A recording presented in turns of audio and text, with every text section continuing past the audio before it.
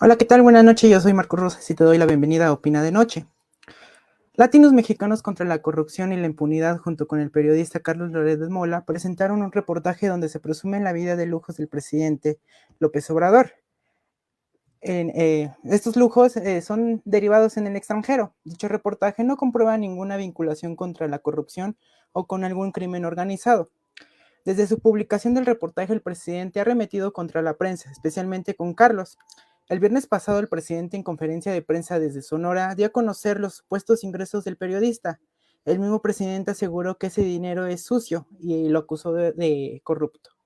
En esta misma semana, precisamente el día de ayer, el presidente López Obrador pidió al Instituto Nacional de Transparencia y Acceso a la Información y Protección de Datos Personales, INAI, para investigar al periodista Carlos Loret y a su familia, el cual fue rechazada este mismo miércoles. La presidenta del INAI dijo que no tenía permitido compartir y divulgar información del periodista sin su consentimiento. Segundo tema de la noche va a ser el mandatario dijo el miércoles que consideraba sano para ambos países hacer una pausa entre la relación bilateral entre España y México, político-económicas y demás, las cuales se han creado pues diversos rumores que posiblemente ya estemos alejándonos un poco más de la relación entre España. Para último tema, es durante las cumbres de las Naciones Unidas sobre el cambio climático, la COP, la cual se celebra cada año, ha dejado mucho que desear desde su última edición 2021. La falta de acuerdos en torno a la cumbre climática ha levantado y ha puesto en riesgo y ha puesto en duda más que nada a científicos y ambientalistas y activistas en general. De acuerdo con el secretario de la ONU, Antonio Guterres, dio a conocer algunos acuerdos alcanzados. Sin embargo, Guterres calificó de promesas vacías a los líderes mundiales, que se resumen en la cumbre de las Naciones Unidas, que es la COP. Al final de esto al final de esto se propuso tener en marcha que se va a dejar que para el 2030 se acabe las emisiones de efecto invernadero. Empiezo contigo. Me gustaría que empezáramos contigo, Leslie, sobre tu opinión acerca de lo que es el primer tema de la noche, que es el presidente contra los medios de comunicación. Hola, ¿qué tal? Muy buenas noches a todos y un gusto estar por acá. Bueno, pues creo que este tema es muy importante porque tiene que ver con cómo hacemos difusión y cómo afrontamos la libertad de prensa y la libertad de comunicación hoy en México.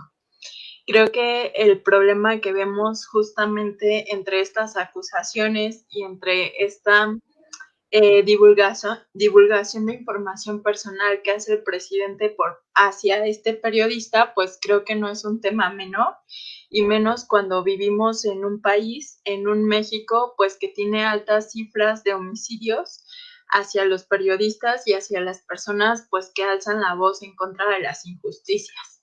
Creo que un tema principal y muy importante es, para empezar, pues poder encontrar una manera de poder escuchar las diferentes opiniones que tenemos pues desde la sociedad civil, los periodistas y los movimientos sociales, feministas, ecológicos. Eso es muy importante, y claro que no puede haber ninguna fuerza de poder que invisibilice las voces de las personas que estamos denunciando o que estamos en contra de lo que sucede en este país.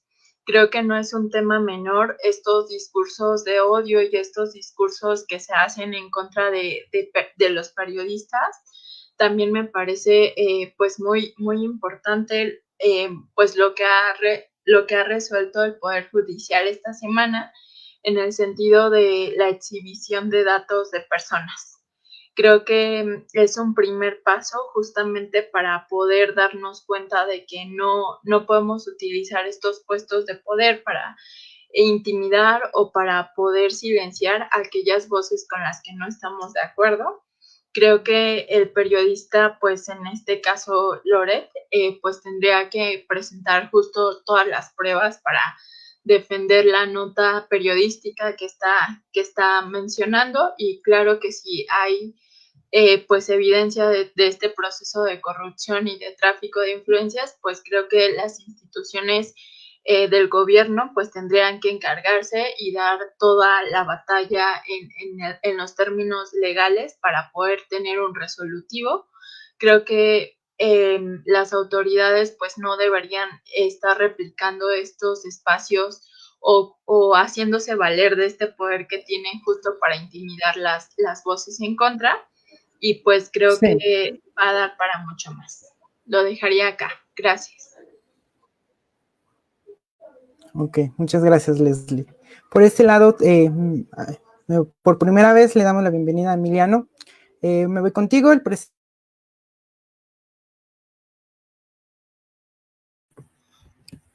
Sí, bueno, El ¿me presidente escucho? riesgo su gobierno ante los insultos a la prensa. Sí, claro.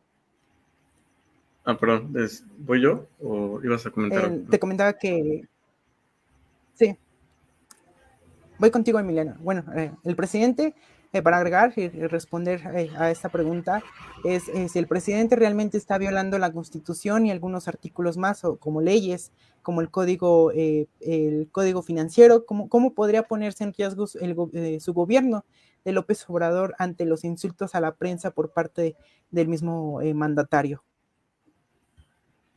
Bueno, en particular, yo creo que el mandatario Andrés Manuel López Obrador está haciendo uso de su derecho de réplica.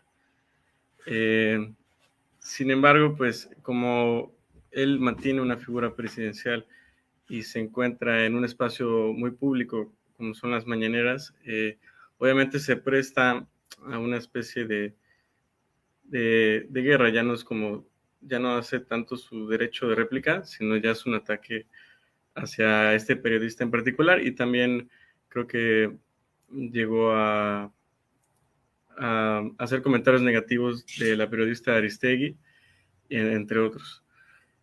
Como menciono, pues se puede argumentar que el presidente está haciendo uso de su derecho de réplica. También, bueno, considerar que no es a todos los periodistas en general, eh, ataca a ciertos periodistas en específico, o claramente son los que van en contra de su gobierno, pero también sería interesante examinar quiénes son estas figuras a las que está atacando y por qué.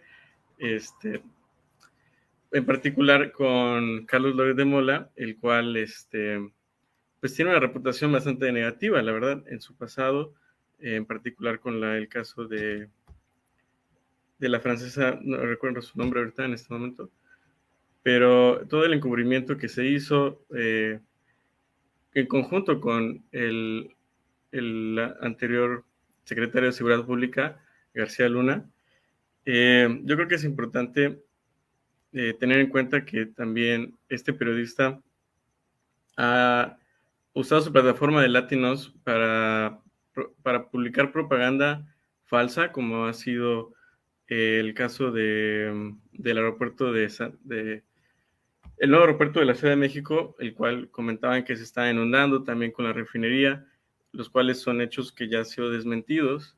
Entonces, por una parte, pues tenemos a un periodismo falso que promueve noticias falsas, que mantiene una propaganda política muy clara, y por otro lado tenemos a un presidente que hace uso de su derecho de réplica, pero que genera molestia en la sociedad, particularmente por el tema que nos preocupa tanto del asesinato de los periodistas en México, ¿no? Se ha estado incrementando en estos últimos años, y México,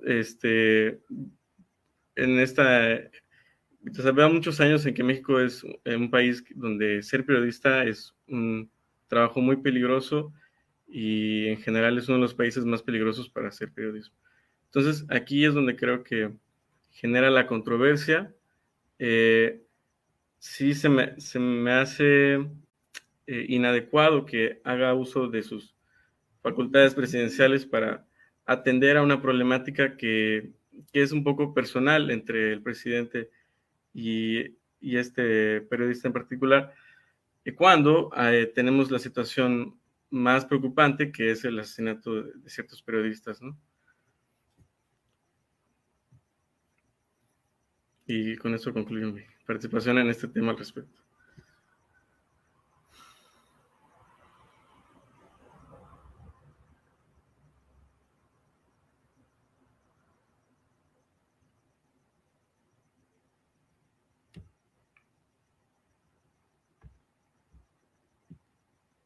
Bueno. Bueno, creo que me tocaría a mí. Yo creo que es un tema fundamental en analizar un poco el ejercicio del poder y en el cambio de las formas de hacer política. Y agradezco mucho la invitación, Marcos. Saludo con mucho gusto a ti y a todo tu auditorio. Y bueno, yo creo que el presidente Andrés Manuel López Obrador, desde que ganó la presidencia en el 2018, el proceso de transformación de la vida pública del país requiere de una serie de cambios que vienen con romper esta ortodoxia política del mismo sistema político mexicano. Nosotros recordemos que en los últimos 80 años, en donde la primacía de un poder, de un partido oficialista, con tintes autoritarios, que incluso quienes forman parte de las nuevas élites que gobiernan y que toman las decisiones son emanados de ese partido, se vieron forzados a abandonar o a generar nuevas alternativas para poder crear un proyecto de nación distinto. Y entonces es a partir de ahí donde surge pues esta propuesta de la cuarta transformación. Y ahora que está en boga el tema de la persecución a los periodistas, pues el presidente lo que está haciendo es un ejercicio inédito de la libertad de expresión. A través de la mañanera, pues puede generar, dar a conocer lo que se está realizando, pero sí existen algunos toques que denotan el autoritarismo, que debemos de ser muy autocríticos. Y yo creo que en este punto, para poder lograr la transformación de la vida democrática del país, porque si algo estoy seguro es que a partir del 2018 ya no hay vuelta atrás. México se tiene que amoldar y las políticas que en los próximos años quienes gobiernen deben de tomar deben ser orientadas hacia una ruptura profunda, estructural, de los esquemas ortodoxos que han dirigido las bases de nuestro comportamiento y de nuestro país. Y ahora pues molesta, hay mucha irritación por parte del sector intelectual el ataque a los periodistas, porque si nosotros tenemos en cuenta de cómo eran tomados los periodistas antes, pues las formas de poder manipular a los medios masivos de comunicación eran diferentes. El control político se ejercía a través de la cooptación por medio de contratos, de algunas prebendas que podían generar cierta estabilidad en el proceso de una transformación política. Hay un libro muy interesante que habla sobre el periodismo en sí en los años 40 con Carlos de Negri, de cómo la intervención del cuarto poder no solo tiene una influencia en los aspectos del periodismo o puede generar ciertas ganancias, sino en la vida política, gran parte de las decisiones se toman y están relacionadas con la influencia y el contrapeso de este poder. Entonces, hoy tenemos un proceso que involucra, pues, existe mucha crispación social y eso yo lo entiendo, porque quien propone una transformación, la ruptura de las estructuras, se tiene que enfrentar a este tipo de consecuencias, aunque yo siento que la mesura, el respeto, la tolerancia deben ser los puntos de encuentro para poder a partir de ahí buscar nuevos canales de difusión y no dejarnos llevar por este juego de quién es el adversario, más bien en quién se convierte en enemigo, porque ya no es adversario, sino ya es enemigo, ya va en contra de la familia, ya va en contra de la intimidad, tanto de los periodistas como del mismo presidente de la República, porque si nosotros hacemos, pues podemos observar al final la vida privada de quienes forman parte de la familia presidencial, pues debe ser respetada, ¿no? Debe de tener sus límites, pero también deben existir mecanismos de transparencia, porque pues una persona con tal importancia en la toma de decisiones, que está todos los días en el ojo público, al final el hombre público, el político, pues siempre tiene que tomar en cuenta este tipo de aspectos, ¿no? Pero tomando a raíz de todos los acontecimientos, por ejemplo, del sexenio pasado con la Casa Blanca, pues este tema pues no tiene, pues en el grado de comparación de el escándalo de corrupción, pues no tiene punto de comparación. Aunque sí creo que debieran el grupo parlamentario, por ejemplo, de Morena en el Senado de la República, el día de ayer sacó pues un comunicado en donde decía con un discurso bastante pues chistoso. A mí la verdad es que me sacó un poco de onda porque pues decía que el presidente prácticamente era la patria y quienes estaban en contra del proyecto de transformación del presidente de la República eran enemigos y traidores a la patria. Ese es un discurso preocupante. No podemos buscar la polarización, aumentar este ambiente que no nos ayuda para construir un esquema democrático en donde todos podamos aportar ideas, encontrar nuestras coincidencias y a partir de ello construir, y más en el poder legislativo. Entonces creo que valdría ahí un poco de consenso, de plática entre todos los senadores y poner en claro las posturas y también estar en total coherencia de que el servilismo, las conductas del viejo estilo del PRI, pues deben de quedar un poco desplazadas, ¿no? Esa sería pues mi reflexión sobre este tema. Gracias por responder esta respuesta. Vamos al segundo bloque de la noche. Hace algunos días el presidente ha hecho comentarios respecto a España, el cual el gobierno de España ha rechazado los comentarios del presidente de la República.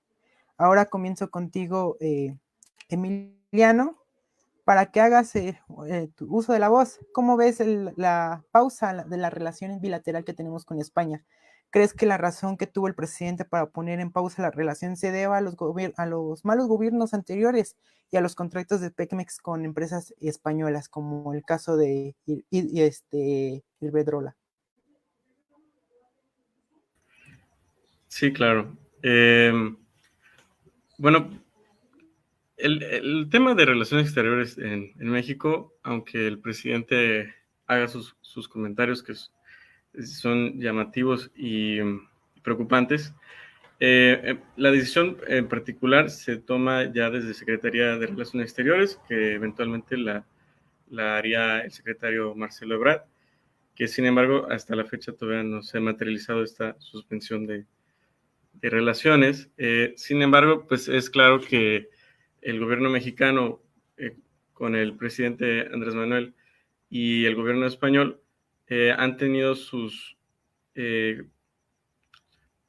conflictos desde inicio del sexenio, cuando, por ejemplo, solicitó al gobierno español que se disculpara por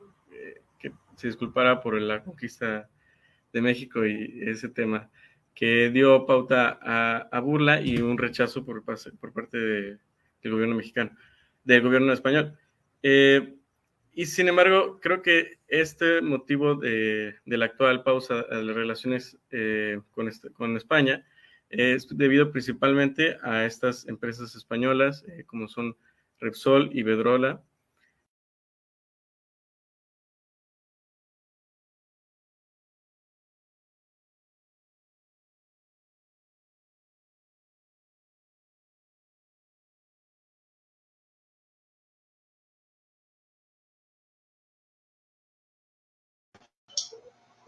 ¿Tu micrófono está apagado, Marco?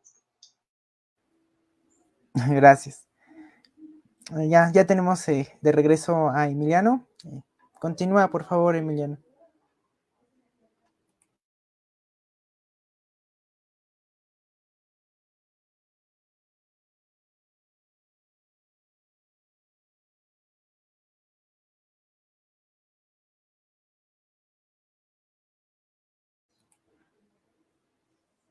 entre otros casos de corrupción que se están investigando, en particular con el caso de la empresa Iberdrola y los contratos de Pemex. Yo creo que fue un comentario desafortunado y apresurado del presidente. Sin embargo, creo que no tiene mucha repercusión y tampoco creo que se le haya dado la mayor de las importancias, ya que pues también no ha sido una posición oficial, sino realmente si vemos la conferencia matutina, fue como un comentario que pues se podría decir que lo hizo a la ligera, muy irresponsablemente, pero no es común del presidente en este espacio de la mañanera, que pues es del diario, ¿no? Entonces también, no por justificarlo, pero pues fue un comentario desatinado, como comentamos, que pues si hay evidencias y si se quiere proceder a que hay un caso verdadero de corrupción con esas empresas, pues que se siga adelante con ello. Lo interesante es que pone al público, como buen comunicador que es el presidente, pone la atención de estas empresas, llama la atención a los mexicanos, estas empresas españolas, que se les acusa de presuntamente contratos de corrupción y de lavado de dinero.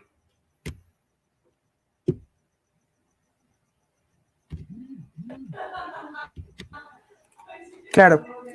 México podría llegar a un arreglo en un futuro no muy lejano. ¿Qué consecuencias traería tener la pausa bilateral? ¿Cómo afectaría de alguna manera la relación entre comercial en exportación e importación? En el gobierno de Enrique Peña Nieto se entregaron diversos contratos a empresas españolas, como bien lo comentábamos, como el caso de Pemex, que concedió a diversas españolas como Iberdrola y entre otras empresas más. Una de las empresas que ha aumentado sus tarifas de energía en el último periodo, pues es en el caso de Iberdrola.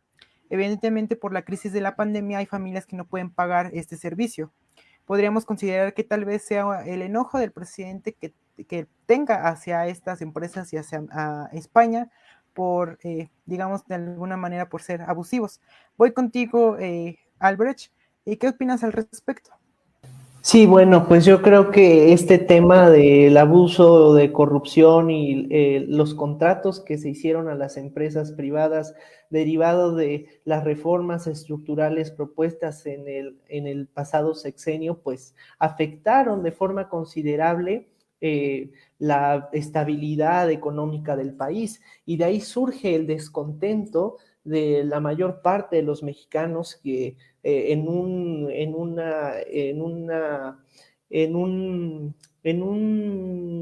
arranque de ira, de furia, de frustración, de enojo, incluso de melancolía, decidieron apostarle a un proyecto diferente. Entonces, lo que López Obrador hace desde que está en campaña, desde su recorrido de esa resistencia y ese avance, pese a todas las dificultades, pues él logró construir un proyecto a partir de sus ideales, e incluso una parte de su discurso político viene el tema de la nacionalización, de la autosuficiencia en materia energética, ¿no? Y lo que se está discutiendo hoy a mitad del sexenio, pues ya más o menos estamos como a 2 años de terminar el sexenio, el tema de la reforma eléctrica y la importancia que esto tiene, y también la intervención de las empresas españolas que hicieron un muy buen negocio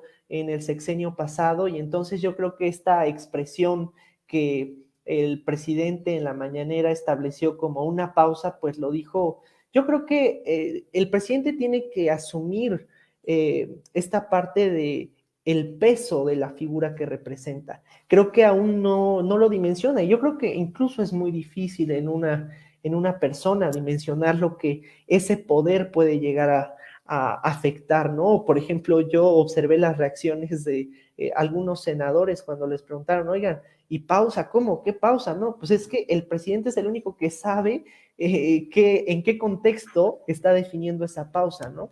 Entonces, como que a muchos los puso en jaque.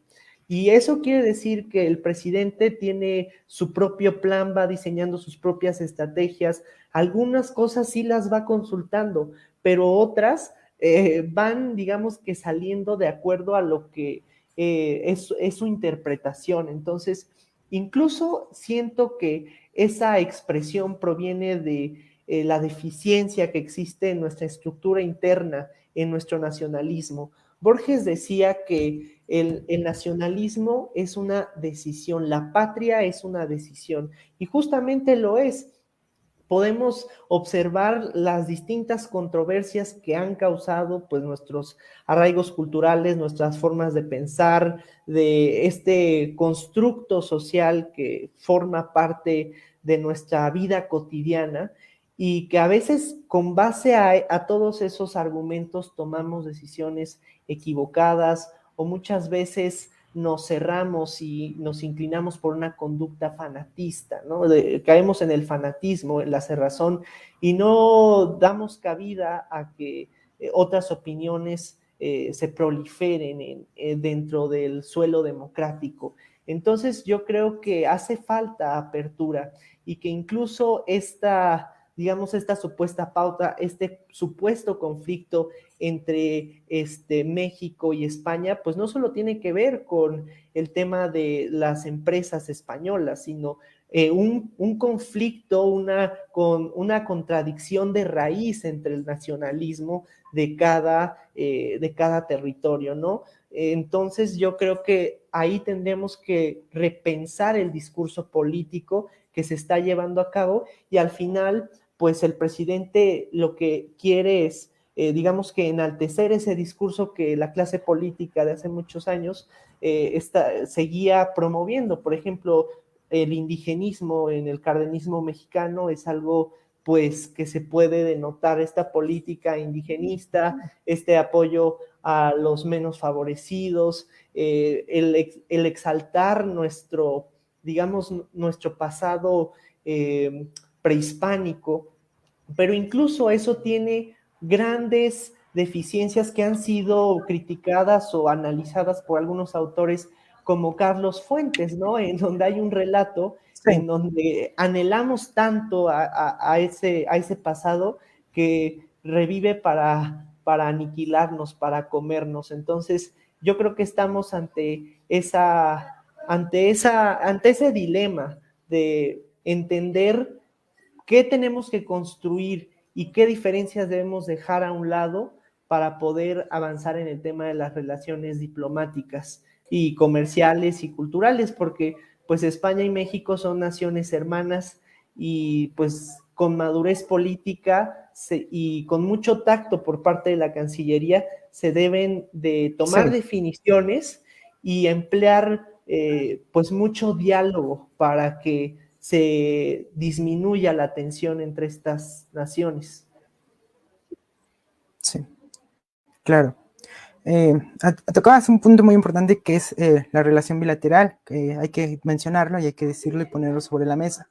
Hay que reconocer al canciller Marcelo Ebrard que está haciendo un muy buen trabajo, y a mi parecer creo que es el único que está haciendo su chamba bien. Cabe mencionar que es uno de los mejores cancilleres que ha tenido México en los últimos años. Creo que es el único que se rescata de la burocracia de López Obrador, ya que Delfina, secretaria de Educación, la de Trabajo, yo creo que no han funcionado bien en su gabinete. Para cerrar este último punto de la mesa, en el segundo bloque de la mesa, voy contigo, Lee. Me gustaría cerrar contigo y preguntarte, ese mismo día que el presidente anunció su postura de poner en pausa la relación con España, los opositores de Morena, como el PAN, PRI, PRD y entre otros más, pidieron disculpas al gobierno español. ¿Cómo ves esto? ¿Realmente tendríamos que por qué disculparnos con España? ¿O el por qué no? ¿O si apoyas a estos partidos en pedir disculpas al pueblo español? Ok, bueno, a mí me gustaría centrar mi participación en dos puntos importantes y voy a tratar de responder a esta pregunta. Creo que este tema de la relación que tenemos con España ha sido muy importante en esta semana, justo por el contexto político que estamos viviendo. Entre ese contexto me refiero, por ejemplo, a la discusión que tenemos de la reforma eléctrica y de lo que implican las empresas españolas para la reforma y la transición energética en México, ¿no? Me parece que eso, para empezar, es un tema muy importante a analizar. También creo que, como ya comentaban los compañeros, el discurso de este gobierno pues es un discurso que se centra en el nacionalismo y eso implica entonces que las relaciones con otros países van a cambiar y que tendrían que ser relaciones opuestas a los gobiernos anteriores y la 4T se quiere mantener en este discurso diferencial de los gobiernos anteriores. Me parece que era evidente que la oposición del gobierno actual, que son justamente estos partidos conservadores, pues iban a salir a manifestar que esta decisión fue, o este comentario fue no oportuno por parte de López Obrador, porque claramente va en contra pues de toda la política exterior que se había manejado con los gobiernos anteriores. No quisiera decir que esta fue una resolutiva o una posición correcta o incorrecta, porque creo que hay muchos puntos a analizar y voy a tratar de visibilizar algunos de los que observo en este conflicto, ¿no? Me parece que en efecto las relaciones que México tiene con otros países tendrían que ser relaciones pues un poco más pensadas en las necesidades que el país tiene. Me parece que no podemos adoptar una postura de nacionalismo pues sin pensar en las consecuencias sociales y ecológicas que esto va a traer consigo. Estoy pensando, por ejemplo, y ya adentrándome un poquito al tema que sigue, que es esta cuestión pues de los convenios ambientales y de qué hacemos con problemas globales como la crisis climática o la crisis ecológica, pues creo que es momento de pensar sí en una autosuficiencia, de cómo aprovechamos los recursos de México, pero también eso no tiene que ser de manera aislada, porque no estamos aislados de los demás países, sino que las relaciones internacionales tienen que pasar por un proceso de reflexión mucho más profundo que incluya, claro, a la sociedad mexicana, porque en este tema, por ejemplo, lo que vemos es una serie de pronunciamientos, de comunicados, pues que claramente no contemplan a la democracia o que no contemplan a la mayoría de la población mexicana y por supuesto que tampoco están contextualizados en los problemas que enfrentamos, como es, por ejemplo,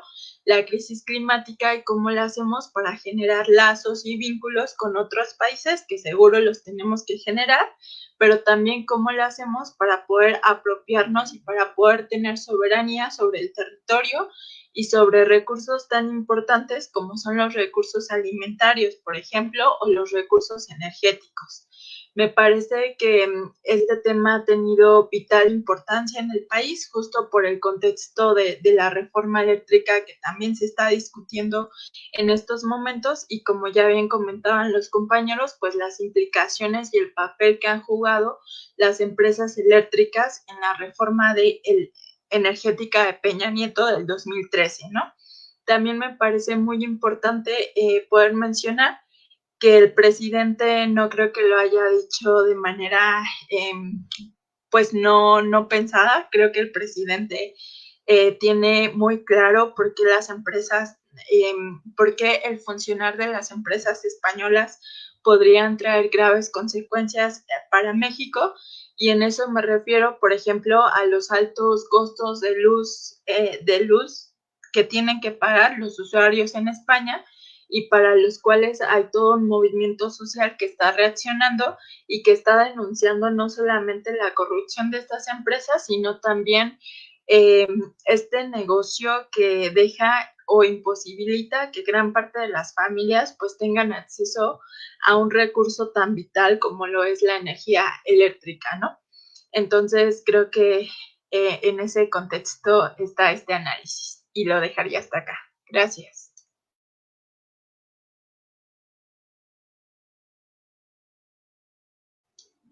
Tu micrófono otra vez, Marco.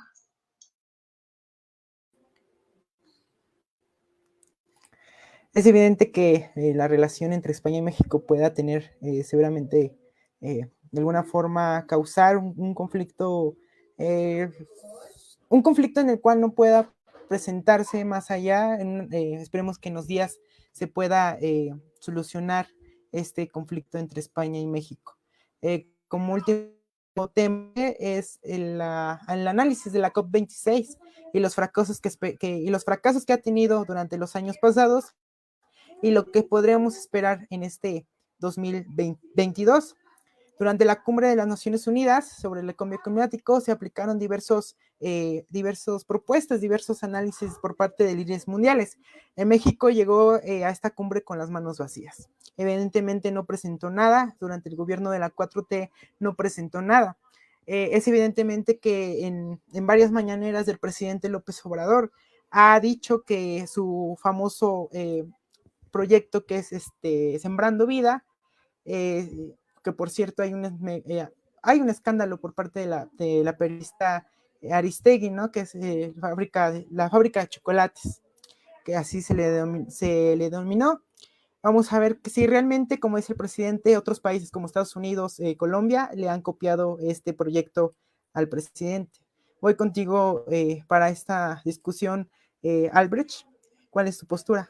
Sí, bueno, pues yo creo que la cumbre de Glasgow que se celebró y los acuerdos que se llegaron en conclusión con los distintos antecedentes en materia de la relación internacional entre los países para discutir el cambio climático después de los acuerdos de París, el fracaso de la cumbre de Copenhague en el 2009, en donde no se llegaron a acuerdos por los conflictos entre China y Estados Unidos. Yo creo que tenemos muchas desventajas y ciertos aspectos los cuales debemos de plantearnos. ¿Por qué? Porque estamos viviendo un proceso, estamos en la fase superior del capitalismo. Tenemos necesidades ilimitadas y recursos limitados. Tenemos problemas como el hecho de qué vamos a hacer en el 2050, cómo vamos a mantener a la población que va aumentando. Hay otros aspectos que las naciones y el mismo sistema económico en el que estamos inmersos deben de darse un poco de cuenta, ¿no? Y yo sí concuerdo en muchas cosas, por ejemplo, en el discurso que se ha llevado por parte del presidente de la República, de la Fraternidad Universal, del apoyo y la congruencia realmente al realizar este tipo de cumbres, ¿no? Porque se trata de incentivar, se trata de llegar a acuerdos, pero al final los intereses económicos, los aspectos políticos siguen siendo pues determinantes en el actuar de todos los países, ¿no? Por ejemplo, yo lo puedo ver, es algo similar, pero en el caso de Cuba, ¿no? El tema de el embargo que se ha realizado y del bloqueo económico que Cuba ha resistido muchísimo. Y pues, ¿por qué es? Por este conflicto imperialista en donde Estados Unidos aún no acepta que está cayendo, ¿no? Y que otras potencias se están perfilando para poder seguir pues, en este control, pero incluso es la deficiencia y el retroceso que podemos observar a causa del nacionalismo, ¿no? Y de cómo surgen estas potencias, por ejemplo, Estados Unidos con la independencia de las 13 colonias, la doctrina Monroe, América para los americanos, o sea, como que la historia nos da a entender mucho el actuar de cada gobierno. Entonces, yo siento que debemos dejar a un lado un poco, pues, todos estos aspectos y Estados Unidos tiene que dejar este discurso hipócrita, porque yo así lo siento, como que siempre está la mano amiga, siempre busca la conciliación, pero atrás de eso están lo que va a ganar, ¿no? O sea, o gana territorio, o gana recursos económicos, o gana algo, ¿no? Entonces, creo que eso se debe de buscar no solo en el aspecto de Estados Unidos, sino en todos los países del mundo. Debemos de buscar las coincidencias, debemos de empezar a darnos cuenta del daño que se está produciendo en nuestro país, pero sobre todo que debe existir un catalizador que haga que todo este discurso político, incluso de la Agenda 2030, de la sustentabilidad, se pueda reflejar, porque va a ser imposible, y yo se los digo así, va a ser imposible que las naciones se pongan de acuerdo si no existe un contexto o el mismo medio que los obligue a hacerlo, ¿no? Por ejemplo, en el tema de la pandemia. ¿Qué es lo que está pasando? Pues que las formas de interacción están cambiando, el mismo esquema de consumo está cambiando, el sistema económico se está adaptando al mismo medio. Entonces, lo que haría y valdría la pena reflexionar es qué otra cosa o qué otra herramienta o qué circunstancia nos va a tener que llevar a tomar decisiones extremas. Pero el primer punto para poder ponernos de acuerdo es encontrar o buscar la soberanía, dejar que los países, reforzar el principio de la autodeterminación de los pueblos, apoyar a las naciones que van en un proceso que están en el subdesarrollo, ¿no? Entonces, dejar un poco este egoísmo y esta competencia entre las potencias de quién tiene más avances tecnológicos, quién tiene más desarrollo económico, e incluso plantearnos la modificación del sistema capitalista, porque siempre y criticamos, ¿no? Que el sistema económico, es que tenemos que crecer, ese siempre ha sido el discurso, pero va a llegar un momento en que vamos a tener que empezar a decrecer, porque los recursos naturales ya no nos van a dar y vamos a tener que llegar y que todas las naciones se van a tener que sentar ante un proceso de crisis, aceptarlo así como tal, una crisis, porque los recursos ya no van a dar. Entonces, yo creo que también valdría la pena analizar este balance entre las energías renovables y el discurso que se tiene, y también el impacto que tiene dejar a un lado, por ejemplo,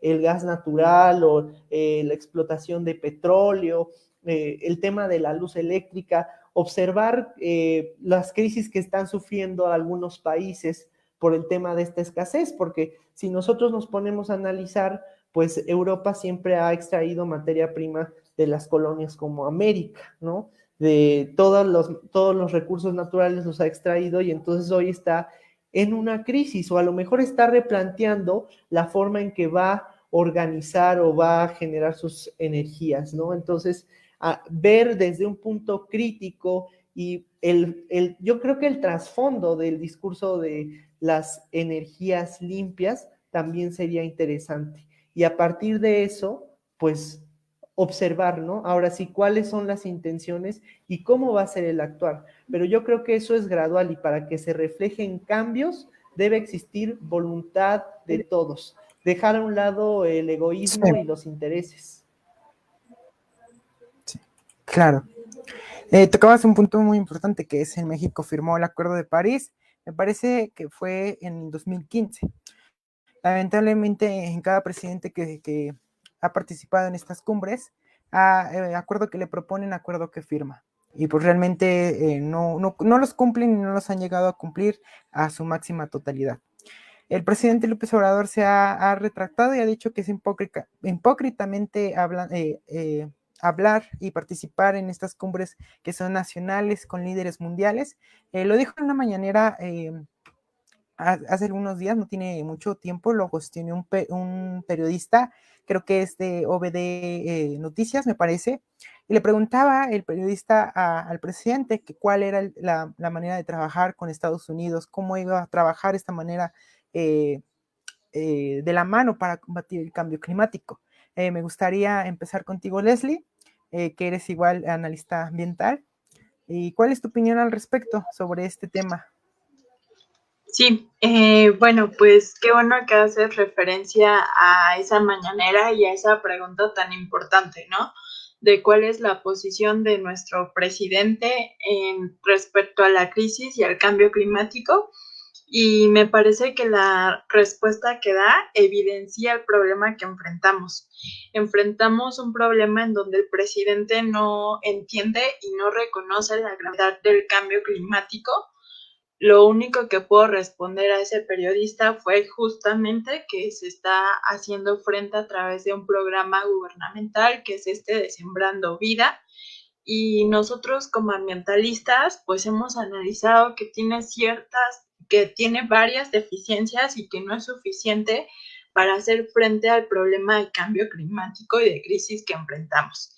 Entonces, ese es un primer problema que enfrentamos, el hecho de que el gobierno mexicano no reconoce como un problema de vida o muerte tal cual el problema del cambio climático, y por lo tanto las políticas públicas que tenemos hoy en México y las instituciones gubernamentales tampoco lo reconocen, y eso creo que hay que decirlo y no hay que solaparlo bajo ninguna circunstancia.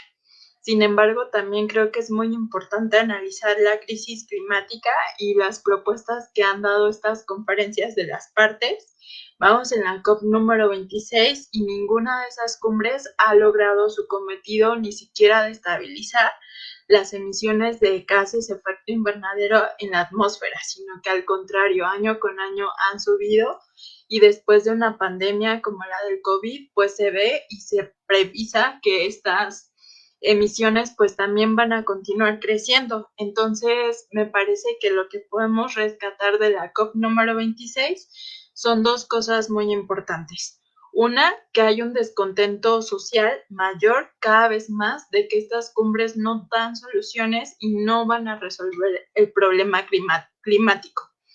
Y la segunda cosa que creo que podemos concluir de esta COP es que la respuesta que buscamos para hacer frente a la crisis climática pues no va a venir de estos diálogos internacionales y no va a venir tampoco pues de estas cumbres de poder que nos han engañado y que nos han mostrado algunas falsas soluciones, como son, por ejemplo, la transición hacia energías renovables.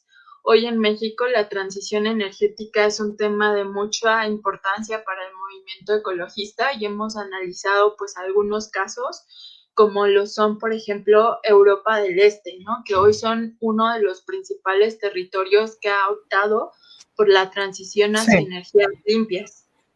Y sabemos que eso no ha sido suficiente. Entonces, pues enfrentamos un gran problema, y ya solo cierro con un último comentario de qué esperamos hacia la COP27, y creo que es preocupante porque va a ser en uno de los países donde las protestas sociales son muy restringidas y donde claramente el movimiento social, ecologista y de jóvenes pues no va a ser escuchado como lo fue en la COP26. Muchas gracias. Sí, gracias, Leslie. Bueno, para agregar, evidentemente, la justicia social no da solución ninguna a lo que es el movimiento activista ecologista. Un claro ejemplo es el movimiento que encabeza Greta Thunberg, que es el de Fridays for Turbulence por el futuro. Lo decías bien, en Egipto se restringe mucho el derecho de libre expresión. Es lamentable decirlo, que a la altura de este tiempo, que en 2022, se restrinjan, y no es el único país, hay muchos países que todavía les prohíben hacer meetings, justicia social, todo ese tipo de cosas, como movimientos LGBT, feministas, entre otros tipos más. Voy contigo para cerrar el último punto del día de hoy. Emiliano, ¿qué piensa al respecto sobre el presidente? Precisamente que ha dicho su comentario, yo lo llamo absurdo, de decir que a él no le interesa el cambio climático y que pues iba a ser, pero pues su Sembrando Vida no ha solucionado nada, no ha acreditado nada, sin embargo se ha deforestado más. ¿Qué opinas al respecto? Sí, en mi estado, yo soy de Veracruz, en particular existe un problema muy grande que se ha pasado desapercibido, que es el de la deforestación. El estado tiene una deforestación que, si no recuerdo mal, la última noticia estaba por un 80% de todo el estado, y aunque no parezca, es una realidad que estamos viviendo. Podemos ver claramente el cofre de Perote, cómo imágenes antiguas era todo un bosque, actualmente parece ya un valle, sin muchos árboles. Sin duda hace falta más temas de reforestación, de una agenda de cambio que atienda a las emergencias del cambio climático aquí en México. Pero creo que México no tiene mucha capacidad de aportar a esta problemática más que en su propia zona regional. Y México tiene la oportunidad de ser líder en Latinoamérica para innovar en esta temática de atender la emergencia del cambio climático. Sin embargo, sí tenemos políticas públicas que realmente no atienden a estas situaciones. Yo considero que problemas alarmantes realmente son la deforestación, en particular aquí en el estado de Veracruz, la basura y la que afecta a todo el mundo es las emisiones de dióxido de carbono, de metano, entre otros gases de efecto invernadero. Sobre esto, que realmente es la problemática que se debe de atender, quisiera poner en perspectiva que este es un asunto global, ¿no? En efecto, tenemos actualmente a un gobierno que prioriza lo nacional, pero este realmente es un asunto global. Para poner en perspectiva, hay un canal de YouTube, son unos animadores que recopilan información, se llama Kurgestag, es un canal de YouTube alemán. Tienen muchos temas de ciencia, debaten mucho el tema de consumo de carne versus vegetal, versus una dieta vegana, entre otros temas, ¿no? Y retomando investigaciones, reportes científicos, concluyen y plantean que un humano promedio, su consumo y su contaminación de gases invernadero y su contaminación en general de un humano es equivalente a 1 segundo de todo lo que genera la industria. Entonces, realmente, por más que queremos implementar carros eléctricos, que realmente no es solución, realmente genera mayor contaminación y es imposible para economías, para países con bajas economías. Realmente el problema está en las industrias, ¿no? Y la COP26 empezó como muy prometedora. Participan personas de todo el mundo, de verdad. Yo he visto, incluso documentado, personas de la zona central de África que están tomando iniciativa por ellos mismos de plantar árboles, de salir adelante económicamente también a través de un desarrollo sostenible y sustentable. Sin embargo, pues se escucharon sus voces, pero la verdad es que la COP26 terminó, incluso dicen que terminó con una disculpa, ¿no? Porque a pesar de tanto discusión que se hizo, tanta negociación, realmente no se llegó a lo que se prometía en un inicio.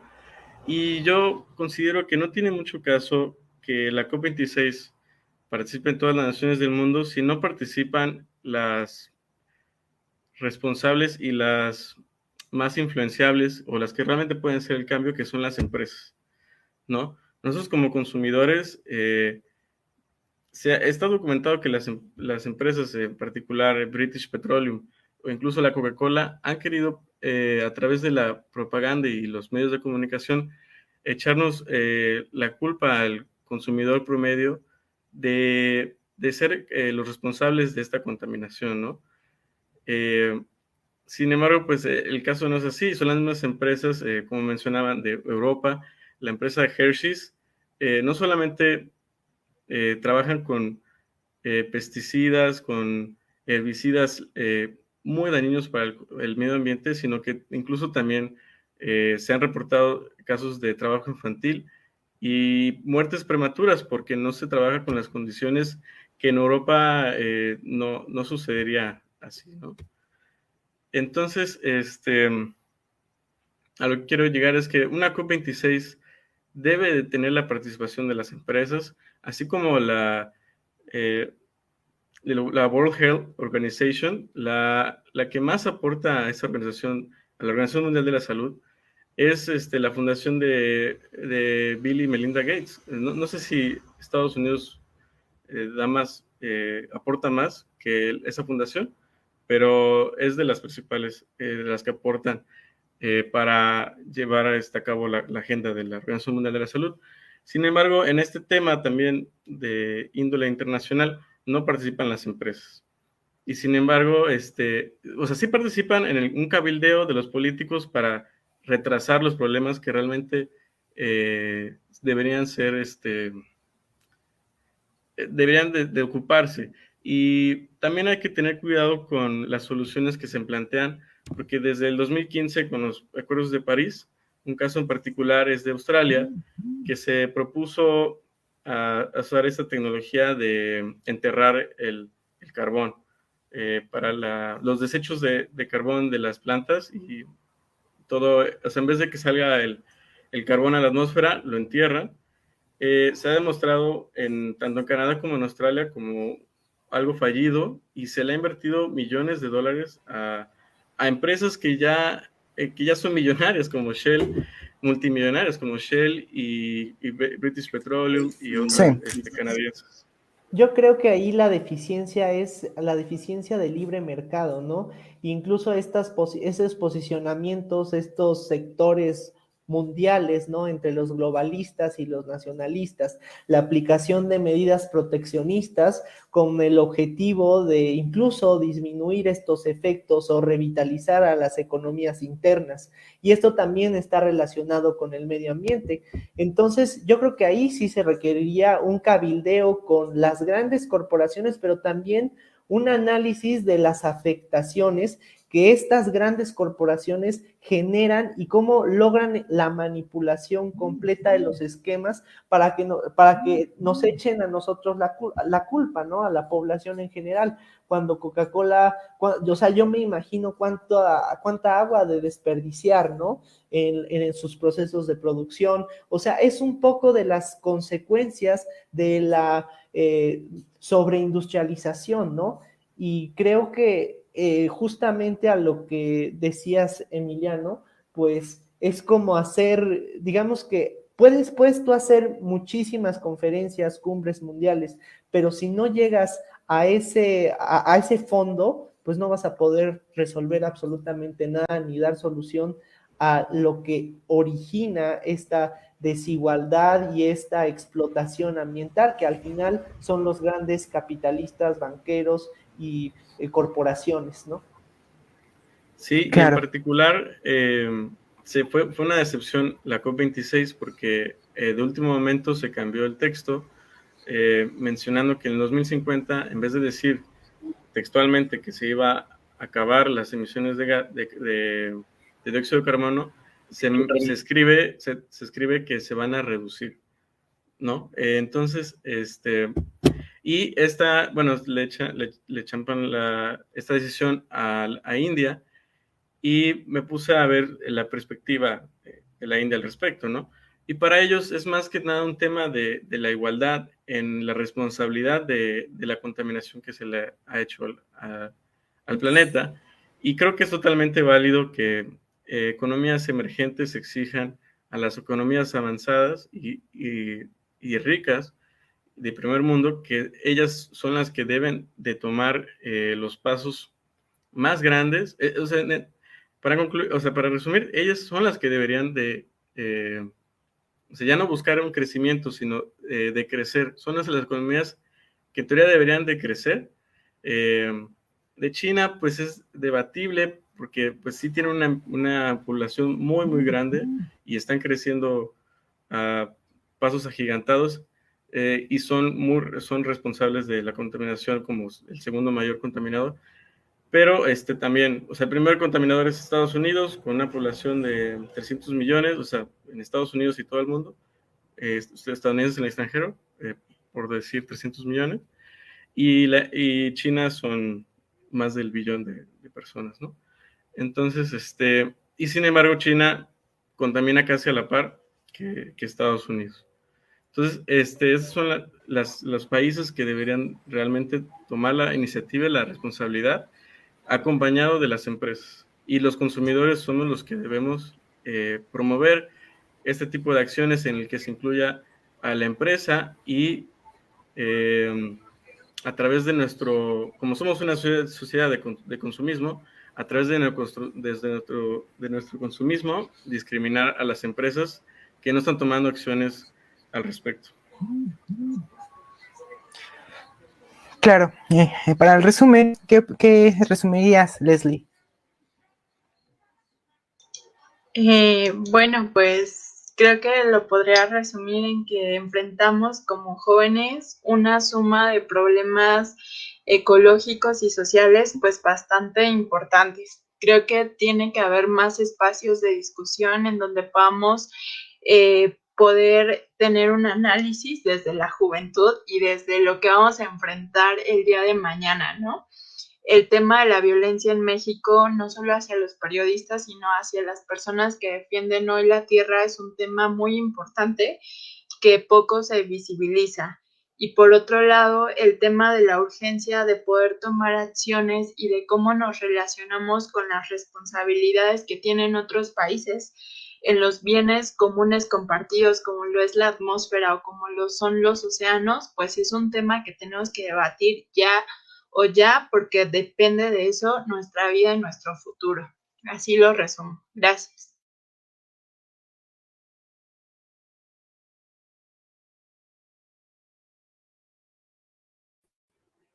Claro, ¿qué resumirías, Albrecht, al respecto de todo lo que hemos hablado? Bueno, pues yo creo que las juventudes tenemos una excelente oportunidad para seguir impulsando el pensamiento crítico, el hecho de creer en las utopías, el seguir impulsando la adquisición de conocimientos para aportar posturas que beneficien y contribuyan al desarrollo de nuestro país y de nuestro planeta, generar nuevas estrategias, plantear e incluso soñar a lo grande, ¿no? Yo siento que una de las cosas que la juventud tiene, y no es por romantizarlo ni porque a lo mejor nos podemos ir, por ejemplo, al pasado, ¿no? Y ver a la juventud de los grandes movimientos estudiantiles como el movimiento del 68 el contexto, la abstracción libresca que ellos tenían respecto a las situaciones mundiales que atravesaban y cómo la juventud formaba un papel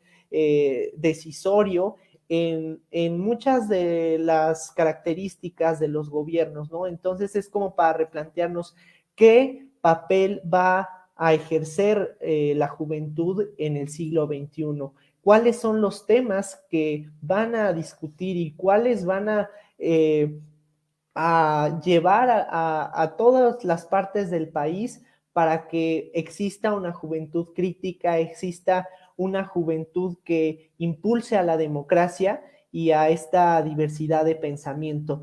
Y yo creo que aquí es muy importante hacer hincapié en que debemos de valorarnos, debemos de creer y darle valor a nuestras opiniones, porque nuestro sistema político nos ha excluido, nos ha discriminado. Yo, por ejemplo, en el caso de que tengo 18 años, digo, y bueno, ¿y por qué sí puedo votar y no puedo ser votado? ¿Por qué soy excluido de alguna u otra forma en los lugares donde se toman las decisiones? Porque sí existe un discurso político de apoyo a los jóvenes, pero sigue siendo pura retórica. Entonces yo creo que esa transición y el apoyo entre todos para poder llevar acciones claras y concretas, pues será nuestra lucha y nuestra causa.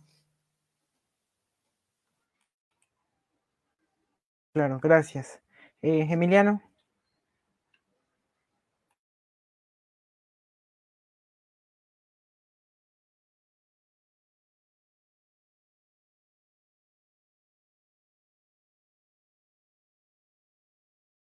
Creo que tienes el micro apagado. Ya, perdón. Quisiera concluir con respecto al tercer tema, que positivamente, a pesar de que el panorama no pinta muy bien, considero que confío mucho en la tecnología y en la ciencia y que esta nos pueda apoyar a combatir estos problemas de manera significativa. Algo en particular que me emociona es el desarrollo de la energía de fusión nuclear, que es mucho más amigable con el medio ambiente, no genera tanta contaminación nuclear y es todo un paradigma nuevo de energía, de producción de energía, que definitivamente sería realmente la solución a la reducción de estos gases invernaderos y pues retomar el tema de que nosotros como consumidores también debemos de no solamente hacer cuentas con los gobiernos, con nuestros gobiernos y nuestros espacios públicos, sino también con las empresas y la industria en general. Ok, gracias compañeros por acompañarnos. A Opina de Noche, soy Marco Rosas, te recuerdo que la pandemia no ha terminado, recuerda que utilizar cubrebocas y lavado de manos, también es indispensable vacunarse para cuidar a su familia y a sus amigos. Muchas gracias y buenas noches, y gracias a los panelistas que nos acompañaron en esta mesa de jueves. Recuerden, nos vemos el próximo jueves. Muchas gracias. Muchas gracias, bonita noche. Nos vemos, bonita noche, gracias. Hasta luego, bye. Hasta luego.